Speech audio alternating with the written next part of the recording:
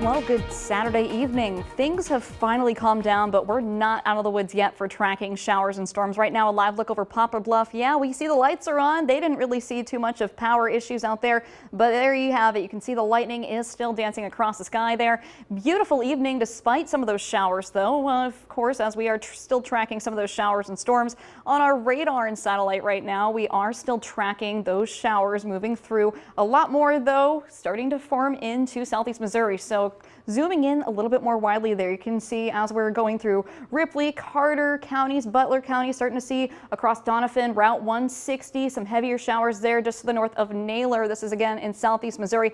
A lot of slow moving showers bringing a lot of heavy rain with it. Again, not moving more than at least 10 miles per hour. So of course, a lot of lightning, a lot of rain falling in such a short period of time as well.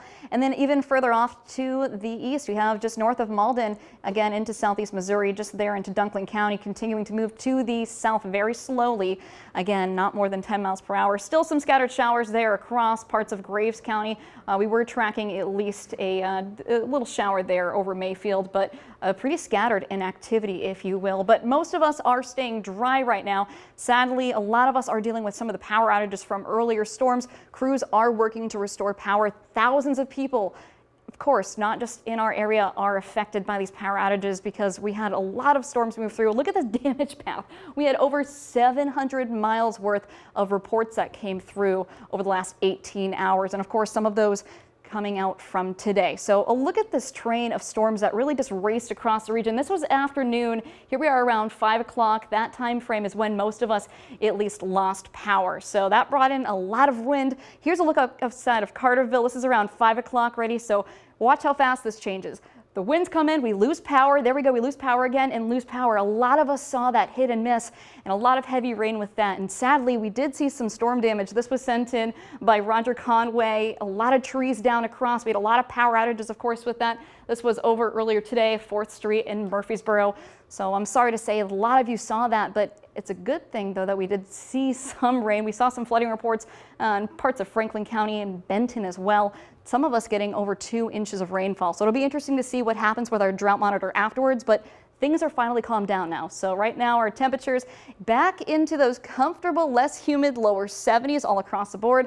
Down to the south, a little bit more warm air still stays around. POPLAR BLUFF sitting at 77, whereas most of us again into those lower 70s. So threat tracker for tonight, we're not really tracking too much going on. A few more scattered showers will be possible. Still rather muggy, so not really looking at anything severe for our Sunday, and maybe an isolated shower will form there, but less hot and humid. Cloudy conditions will remain. We will be looking at more chances of showers and storms going into your Monday. So as we go through the rest of your evening, the front gets out of here. Temperatures by the time you're waking up Sunday morning back into those upper 60s, lower 70s.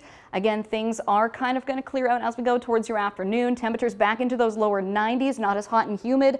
Winds will be coming from the northwest, so a nice little breeze out there as well, clearing out by the time we get to our Sunday evening. But we're not yet done with at least those temperatures staying mild into those upper 80s, some lower 90s out there. But we do still see that heat dome, that high pressure coming back in as we go to our Thursday.